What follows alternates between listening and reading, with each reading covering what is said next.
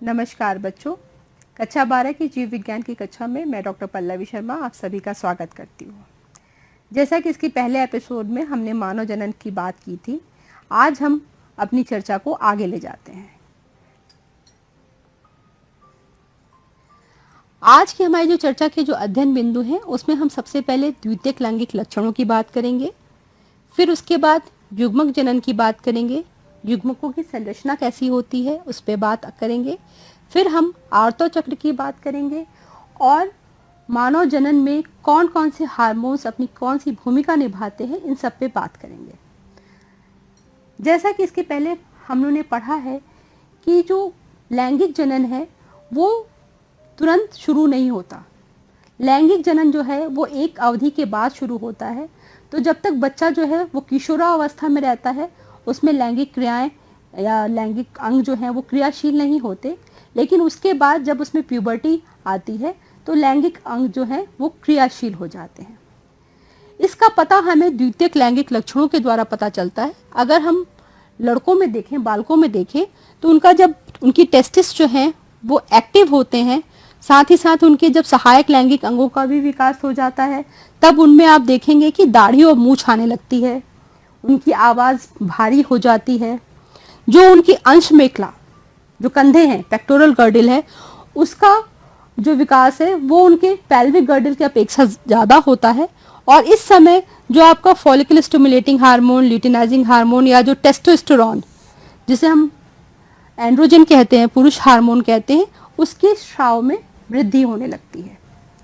इसके ठीक विपरीत बालिकाओं में जो द्वितीयक लैंगिक लक्षण आते हैं, जिससे कि हमें ये पता चलता है कि उनका जो अंडाशय है वो क्रियाशील हो गया, तो वो उसमें जो सबसे बड़ी चीज़ होती है कि उसमें रजोधर्म की शुरुआत हो जाती है, जिसमें अंडोत्सर्ग होता है, प्यूबिक बाल आने लगते हैं, लड़कियों की आवाज़ जो है वो तीव्र और मीठी हो जाती, मधुर हो जाती है, और उनमें भी follicle stimulating hormone, LH, luteinizing hormone, oestrogen और प्रोजेस्टेरॉन के हार्मोन के स्राव में वृद्धि हो जाती है। और साथ ही साथ बालकों के विपरीत जो उनकी श्रोणि मेखला, पेल्विक गर्डल है, उसकी वृद्धि अंश मेखला के तुलना में ज़्यादा होती है। साथ ही साथ कभी कभी देखा जाता है कि श्रोणि मेखला के आसपास वसा का जमावड़ा भी ज़्यादा हो जाता है। जैसे हमने कहा कि विषण जो है क्रियाशील हो जाते हैं। जब लैंगिक अवस्था आरंभ होती, यौन आरंभ होता है, तो आपके जो टेस्टिस है वो एक्टिव हो जाती है और उस समय वह युग्मक जनन करने लगती है। पुरुषों में जो शुक्र जनन, जिसको हम स्पर्मेटोजेनेसिस कहते हैं, तो वहाँ जो वृषण होते हैं उसमें आपकी नर जन्म कोशिकाएं स्पर्मेटोगोनियम होती है, जो पहले आपके समसूत्री विभाजन के द्वारा वो अपने आप को मल्टीप्लाई करती है, जिसे हम गुणन प्रावस्था कहते हैं। और इस तरह जो है वो आपकी प्राथमिक शुक्राणु कोशिकाएं बना लेती हैं। सारी कोशिकाएं तो एक साथ वृद्धि करती नहीं है, तो कुछ कोशिकाएं जो हैं वो आपकी प्राथमिक शुक्राणु कोशिकाओं में बदल जाती हैं और ये आपके अर्धगुणसूत्री विभाजन में जाती हैं। अर्धगुणसूत्री विभाजन की प्रथम चरण में ये आपके दो समान कोशिकाओं में विभाजित होती हैं, जिन्हें हम द्वितीयक शुक्राणु कोशिकाएं कहते हैं। यहाँ पे आपके गुणसूत्र की संख्या आधी हो जाती है। यहाँ पे जहाँ पे आपके 2n होता है, यहाँ पर आपके जो गुणसूत्र हैं वो n मतलब 23 गुणसूत्र हो जाते हैं। फिर अर्ध गुणसूत्री विभाजन की दूसरी चरण में जाने के बाद ये आपके 4 स्पर्मेटिड्स बना लेती हैं। ये चारों कोशिकाएं एक समान होती हैं और फिर ये जो स्पर्मेटिड्स होते हैं ये आपके कायांतरित होते हैं और ये आपके शुक्राणु या स्पर्मेटोजोआ बनाते हैं। यहाँ पे आपको मैं बता दूं बेटा कि ये पूरे के पूरे प्रोसेस को हम शुक्र जनन कहते हैं और स्पर्मेटिड से शुक्राणु का बनना जो है वो स्पर्मियोजेनेसिस या शुक्राणु जनन कहलाता है। ये शुक्राणु आपके सर्टोली कोशिकाओं में धसे रहते हैं, वहाँ उनका पोषण होता रहता है और उसके बाद जब ये परिपक्व हो जाते हैं और वहाँ से मोचित होते हैं, तब फिर ये आपके शुक्राणु जब मोचित होते हैं तो वो वीर्य बनाते हैं सेमिनल प्लाजा के साथ मिलकर और बाहर आते हैं। अगर हम एक शुक्राणु की संरचना को देखें तो हम देखेंगे कि जो शुक्राणु होता है उसमें आपके एक शीर्ष होता है, हेड, फिर एक ग्रीवा होती है, मध्यखंड होता है और आपकी एक पूंछ, टेल होती है। चूंकि शुक्राणु गतिशील होते हैं, उन्हें चलना होता है, इसलिए ये पूंछ जो है उसमें सहायता करती है। जो शुक्राणु का जो आगे का हिस्सा होता है वो आपका थोड़ा सा नुकीला हो जाता है, जिसे हम अग्रपिंडक कहते हैं। यहाँ पे जो स्पर्मेटिड की जो गोल्जी बॉडी होती है वो आपके एक्रोसोम में बदल जाती है और ये बहुत तरह के एंजाइम्स को बाहर निकालती है। ये एंजाइम जो है वो आपके अंडाणु की जो झिल्ली होती है उसे छेदने में मदद करते हैं। इसी अग्रपिंडक के ठीक नीचे आपका अगुणित केंद्रक होता है और उसके नीचे आपकी ग्रीवा होती है। जो बीच का हिस्सा होता है जिसे हम मध्यखंड कहते हैं, वहां पे बहुत सारी माइटोकॉन्ड्रियाज होती हैं। ये माइटोकॉन्ड्रिया जो है वो शुक्राणु को ऊर्जा देती रहती है जिससे कि वो गतिशील रह सके। और उसके बाद साथ ही साथ मैंने जैसे बताया कि जो पूंछ होती है वो आपके गमन में सहायक होती है। एक बार में जो एक वृषण है वो कम से कम 20 से 30 करोड़ शुक्राणु पैदा करता है। ये शुक्राणु जो है आपके अधिवृक्क में रहते हैं, जब तक ये पूरी तरह से बाहर नहीं निकल जाते ये वहाँ स्टोर रहते हैं। अब शुक्र जनन के बाद अगर जब हम अंड जनन, oogenesis की बात करते हैं, तो जो oogenesis है वो शुक्र जनन की तरह ही होता है, लेकिन कहीं कुछ मामलों में थोड़ा सा अलग होता है। बालिकाओं में जो मादा शिशु हैं उनमें अंड जनन की शुरुआत जो है वो गर्भाशय से ही हो जाती है, मतलब भ्रूणीय परिवर्धन के समय से ही हो जाती है। और जो अंडाशय की जो कोशिकाएं हैं, जो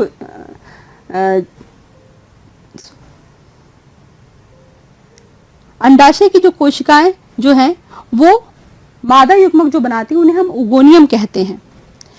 आपको पता है कि जो अंडाशय हैं वो 2 होते हैं, लेकिन एक बार में केवल एक अंडाशय क्रियाशील होता है, अगले महीने दूसरा अंडाशय, फिर तीसरे महीने पहला अंडाशय। तो इस तरह ये एकांतर क्रम में चलता रहता है अंडोत्सर्ग की प्रक्रिया।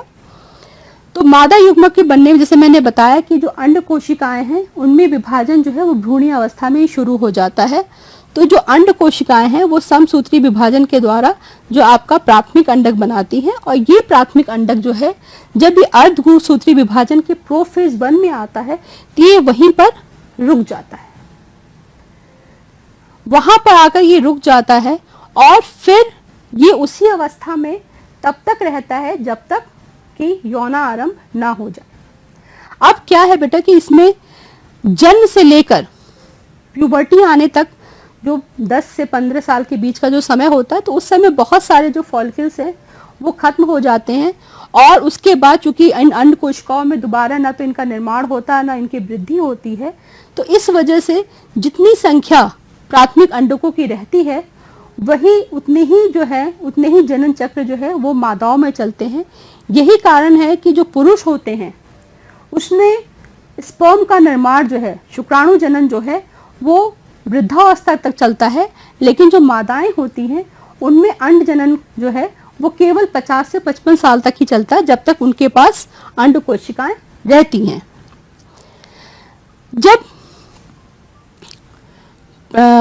जब ये चक्र जब यौनावस्था आरंभ होती है तब आपका जो प्राथमिक अंडक होता है वो आपका विभाजित होता है और वो द्वितीयक अंडक बनाता है। ये विभाजन जो है वो आपका सिमेट्रिकल नहीं होता, एक कोशिका बड़ी बनती है और एक कोशिका बहुत छोटी बनती है। जो छोटी कोशिका होती है उसे हम प्राथमिक ध्रुवीय केंद्रक कहते हैं या पोलर न्यूक्लियाई कहते हैं।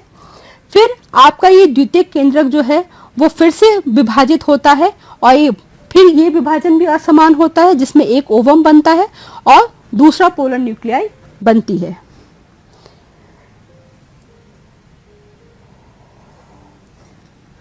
अगर हम एक अंडाशय के आरेखीय कार्ड को देखें तो हमें उसमें बहुत तरह के जो पिंडक हैं, फॉलिकल्स हैं, वो अलग अलग अवस्थाओं में मिलते हैं।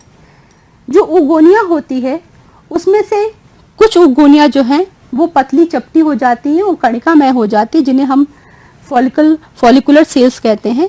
ये जो प्राथमिक अंडक है उनको घेर कर प्राथमिक फॉलिकल बनाती हैं। ये प्राथमिक फॉलिकल जो है वो धीरे धीरे वृद्धि करते रहते हैं और जो उनकी जो थीका लेयर है, उनकी चारों तरफ की जो परत है उसमें धीरे धीरे वृद्धि होती रहती है और इस तरह वो वृद्धि करके जो है वो सेकेंडरी फॉलिकल में बदल जाते हैं। जो सेकेंडरी फॉलिकल होती है उसकी जो थिका होती है, जो उसका जो बाहरी आवरण होता है वो आपका और बड़ा हो जाता है और जो बाहर की तरफ का आवरण होता है उसे हम थीका एक्सटर्ना कहते हैं और अंदर की तरफ का जो आवरण होता है उसे हम थीका इंटरना कहते हैं। ये जो थीका इंटरना की कोशिकाएं होती हैं ये स्रावी कोशिकाएं होती हैं और इस सेकेंडरी फॉलिकल में आपके बीच में एक गुहा बन जाती है जिसे हम एंट्रम कहते हैं और यहाँ जो स्रावी कोशिकाएं होती हैं थीका इंटरना की, उनका जो स्राव है वो इसमें गुहा में भर जाता है। इसी समय इस फॉलिकल की जो एक कोशिका होती है वो आपके विभाजित होती है और प्राइमरी oocyte से वो सेकेंडरी oocyte बना लेती है और धीरे धीरे ये आपका जो सेकेंडरी oocyte है, सेकेंडरी फॉलिकल है वो आपका टर्शरी फॉलिकल में तृतीयक अंडक में बदल जाता है जिसे हम ग्राफिन फॉलिकल भी कहते हैं। इस ग्राफिन फॉलिकल में जब ये विभाजन जो है द्वितीयक अंडक का ये जो है चलता रहता है और जब ये ग्राफिन फॉलिकल परिपक्व हो जाती है तो ये अपने जो अंडाणु है उसको बाहर निकाल देती है और इसे ही हम ओव्यूलेशन कहते हैं।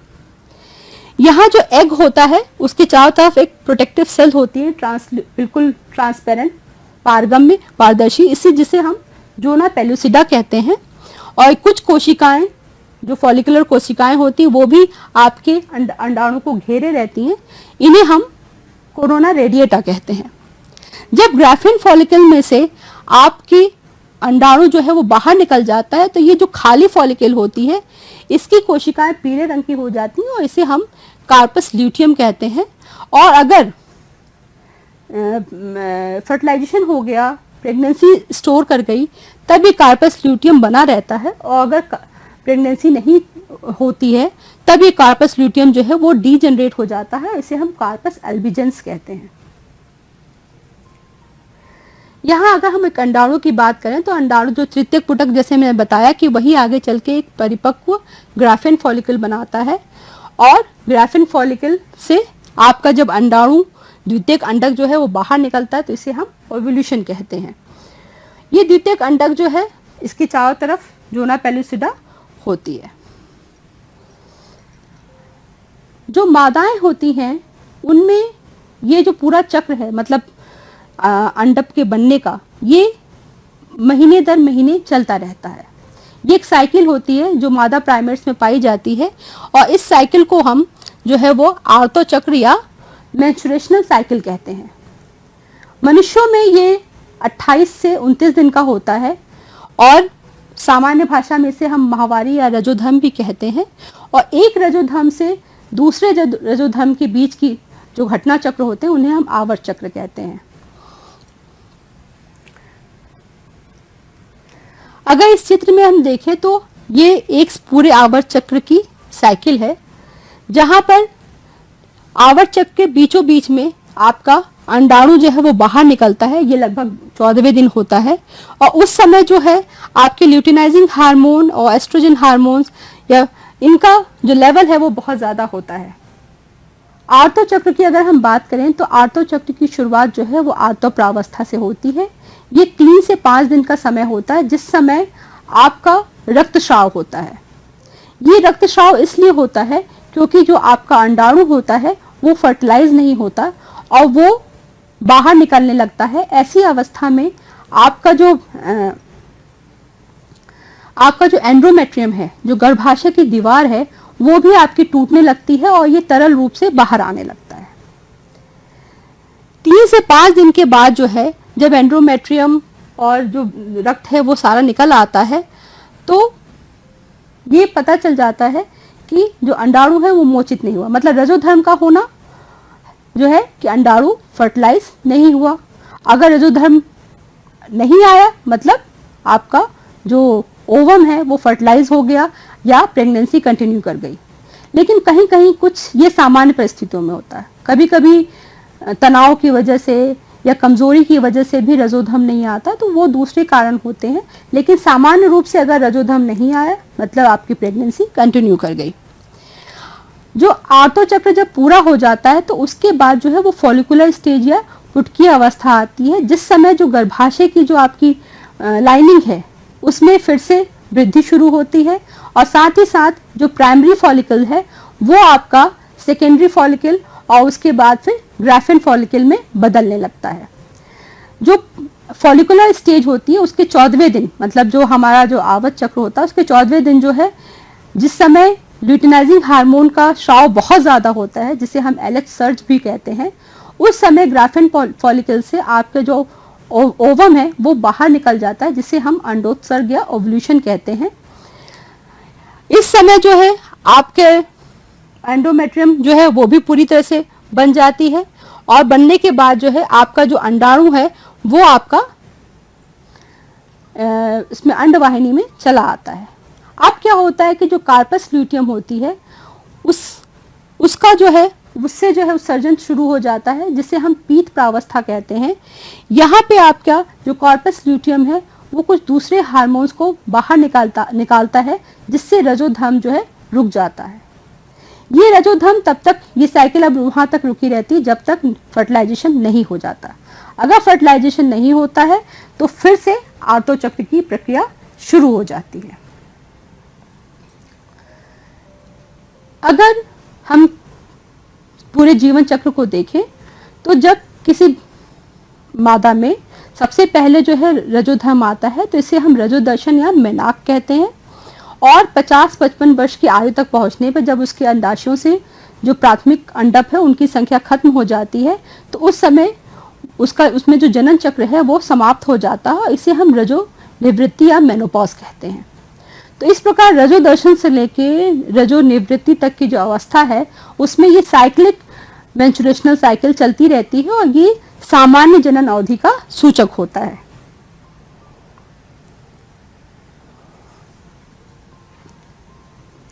बच्चों, अब हम बात करते हैं कि मानव जनन में जो हार्मोन्स भाग लेते हैं उनकी, क्योंकि अभी आपने देखा कि शुक्राणु जनन हो रहा है, अंडाणु जनन हो रहा है, तो यहाँ पे बहुत सारे हार्मोन्स हैं जो इसे रेगुलेट करते हैं, इनका नियमन करते हैं। मानव जनन भाग लेने वाले जो हार्मोन 3 ग्रंथियों से निकलते हैं। जो पहली ग्रंथि होती है वो है हाइपोथैलेमस। इस हाइपोथैलेमस से गोनाडोट्रोपिन रिलीजिंग हार्मोन निकलता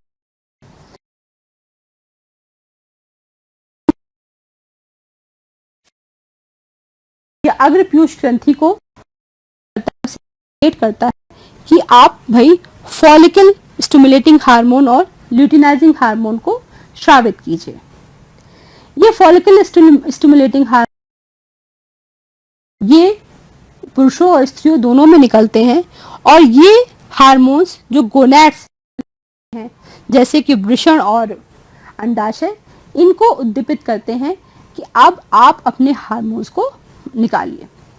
तो यहाँ जो गोनैड्स हैं जो एंड्रोजन, एस्ट्रोजन और प्रोजेस्टेरॉन निकालते हैं, तो ये गोनैड्स तभी सक्रिय होते हैं जब लैंगिक प्रावस्था या ये जो प्यूबर्टी है वो शुरू होती है, और इनकी वजह से द्वितीयक लैंगिक लक्षण आते हैं।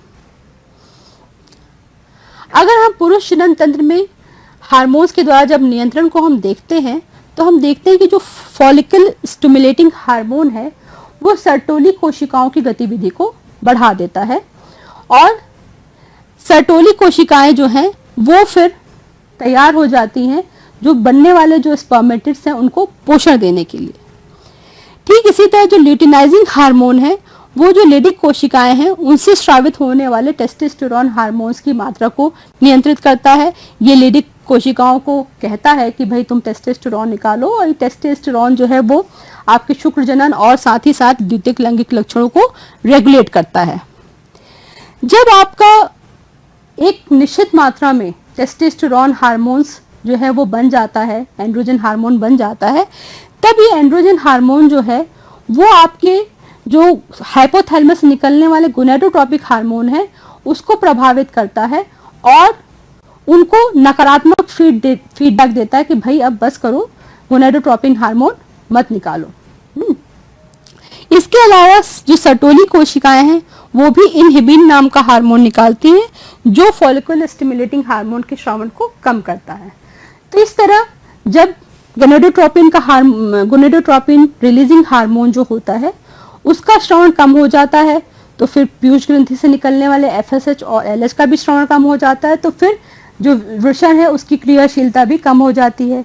फिर जैसे ये क्रियाशीलता, जो टेस्टोस्टेरोन का जो स्तर है वो खून में कम होता है, तो फिर से हाइपोथैलेमस जो है स्टिमुलेट हो जाता है और वो गोनाडोट्रोपिन निकालने लगता है।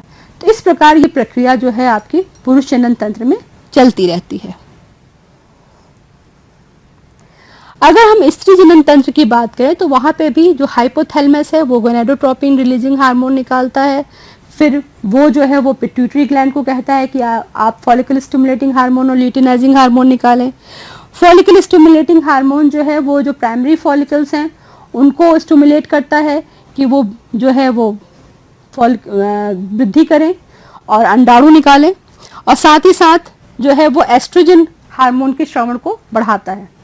ये एस्ट्रोजन हार्मोन, ये स्टेरॉयड हार्मोन होता है। कई तरह के जो अलग अलग हार्मोन्स हैं, केमिकल्स हैं, उनका ये एक मिला जुला रूप होता है। और ये एस्ट्रोजन हार्मोन जो है वो द्वितीयक लैंगिक लक्षण जो है वो दिखाता है महिलाओं में। जब एस्ट्रोजन जो है जब फॉलिकल से एस्ट्रोजन निकलता है तो वो साथ ही साथ मैंने बताया कि वो उसी समय जो ल्यूटिनाइजिंग हार्मोन है वो आपके ग्राफिन फॉलिक्यूल को प्रेरित करता है कि वो अंडाणु को मोचित करे, और ओव्यूलेशन होता है। ओव्यूलेशन होने के बाद जो है आपका जो अंडाणु है वो निषेचन के लिए जाता है। अगर निषेचन हो गया, मतलब अंडाणु शुक्राणु में संलयन हो गया, तो उसके बाद जो कार्पस ल्यूटियम है, मतलब जो खाली ग्राफिन फॉलिकल है वो कार्पस ल्यूटियम में बदल जाती है। तो कार्पस ल्यूटियम से निकल जो है वो प्रोजेस्टेरॉन हार्मोन को निकालने लगती है, और ये प्रोजेस्टेरॉन हार्मोन जो है वो गर्भाशय को प्रेरित करता है कि वो प्लेसेंटा को बनाए। और जब जो ब्लास्टोसिस्ट, मतलब जो युग्मनज होता है, वो आपके गर्भाशय की दीवार में इम्प्लांट हो जाता है, तो वहाँ पर ये प्रेगनेंसी जो है शुरू हो जाती है। तो इस तरह जब प्रेगनेंसी शुरू हो जाती है तो जो प्रोजेस्टेरॉन हार्मोन है वो अगली ओवेरियन साइकिल को रोक देता है। उस समय अगली ओवेरियन साइकिल नहीं चलती है, और इसी वजह से जो रजोधर्म, मतलब जो मेंस्ट्रुएशनल साइकिल है वो शुरू नहीं होती और रजोधर्म भी नहीं आता है। लेकिन अगर निषेचन नहीं होता है उस समय क्या होता है? अगर निषेचन नहीं होता है तो जो प्रोजेस्टेरॉन हार्मोन है, जिसकी मात्रा जो कार्पस ल्यूटियम प्रोजेस्टेरॉन हार्मोन निकाल रहा है और उसकी मात्रा जो बढ़ती जाती है, तो ये प्रोजेस्टेरॉन जो है वो गोनाडोट्रोपिन रिलीजिंग हार्मोन को फिर से आपका नेगेटिव फीडबैक देता है, और नेगेटिव फीडबैक देने की वजह से आपका जो गोनाडोट्रोपिन रिलीजिंग हार्मोन का जो श्रवण है वो कम हो जाता है। जब गोनाडोट्रोपिन हार्मोन का श्रवण कम होता है तो पीयूष ग्रंथि से निकलने वाले फॉलिकल स्टिमुलेटिंग हार्मोन और ल्यूटिनाइजिंग हार्मोन का भी श्रवण कम हो जाता है, और जहां इनका श्रवण कम हो जाता है तो अल्टीमेटली आपके प्रोजेस्टेरॉन की मात्रा भी कम हो जाती है। और जैसे ही प्रोजेस्टेरॉन की मात्रा खून में कम होती है वैसे ही कार्पस ल्यूटियम जो है वो नष्ट हो जाता है, डीजनरेट हो जाता है, और वो कार्पस एल्बिजेंस में बदल जाता है। जहां ये चीज हुई तो जो गर्भाशय की जो एंड्रोमेट्रियम की जो वॉल होती है, एंड्रोमेट्रियम भी टूटना शुरू कर देती है, और फिर यह रक्त के साथ बाहर आने लगती है, जिसे हम रजोधर्म कहते हैं। जब प्रेगनेंसी कंटिन्यू कर जाती है, मतलब सगर्भता, उस समय आपका जो भ्रूण होता है जो ब्लास्टोसिस्ट के रूप में होता है, तो उसकी जो ट्रोफोब्लास्ट है वो एक खास तरह का हार्मोन निकालते हैं जिसे हम human chorionic gonadotropic hormone HCG कहते हैं। अगर किसी महिला के पेशाब में अगर HCG की मात्रा आती है तो मतलब वह प्रेग्नेंट है। और आजकल जो प्रेगनेंसी टेस्ट होते हैं उसका पता जो है, प्रेगनेंसी का पता जो है वो इसी हार्मोन के द्वारा लगाते हैं। इस स्थिति में क्या होता है कि जैसे मैंने बताया कि कॉर्पस ल्यूटियम बना रहता है और कॉर्पस ल्यूटियम जो है वो आगे प्रोजेस्टेरॉन निकालता रहता है जब तक कि प्लेसेंटा नहीं बन जाती है। प्लेसेंटा जिसे हम अपरा भी कहते हैं, बाद में प्रोजेस्टेरॉन बनाने का काम जो है वो प्लेसेंटा का हो जाता है, जिसकी वजह से प्रेगनेंसी कंटिन्यू रहती है और ये तब तक 9 महीने तक चलती है। 9 महीने के बाद जब प्रेगनेंसी है, जो शिशु का परिवर्धन है वो पूरा हो जाता है, तब जो है आपकी जो यूट्रस है वो आपका ऑक्सीटोसिन नाम का हार्मोन निकालती है और ये ऑक्सीटोसिन हार्मोन जो है गर्भाशय की जो दीवार है उनमें संकुचन पैदा करता है और जिसकी वजह से जो प्रसव होता है और शिशु का जन्म होता है। शिशु का जन्म होते ही जो है वो पीयूष ग्रंथि से एक और हार्मोन निकलता है जिसे हम प्रोलैक्टिन हार्मोन कहते हैं। ये प्रोलैक्टिन हार्मोन जो है वो मेमोरी ग्लैंड को स्टिमुलेट करता है कि आप जो दुग्ध है उसका श्रवण कीजिए, जो मिल्क प्रोड्यूस कीजिए। इसमें एक हार्मोन आपका और भी है जिसको हम रिलैक्सिन हार्मोन कहते हैं। ये भी प्लेसेंटा से निकलता है, जो आपकी जो लिगामेंट्स होती हैं गर्भाशय की, उनको ये ढीला करता है जिससे आराम से चाइल्ड बर्थ हो सके। तो बच्चों, आज के इस वीडियो में हमने देखा कि किस प्रकार से शुक्राणु जनन होता है, अंड जनन होता है, द्वितीयक लैंगिक लक्षण आते हैं और महिलाओं में आर्तो चक्र चलता रहता है। आर्तो चक्र क्या है और किन हार्मोन्स के द्वारा इसका नियमन आता है, ये आपके अभ्यास के लिए प्रश्न है। और साथ ही साथ शुक्र जनन और अंड जनन क्या है, इसकी में क्या प्रक्रिया होती है और किस प्रकार ये एक दूसरे से समान है और किस प्रकार एक दूसरे से अलग है, ये आपको बताना है। और ये दोनों प्रश्न जो हैं बोर्ड परीक्षाओं की दृष्टि से बहुत ही महत्वपूर्ण है, अतः मैं चाहूँगी कि आप इन पे बहुत ध्यान दें और इसे पूरा करें। तब तक के लिए नमस्कार।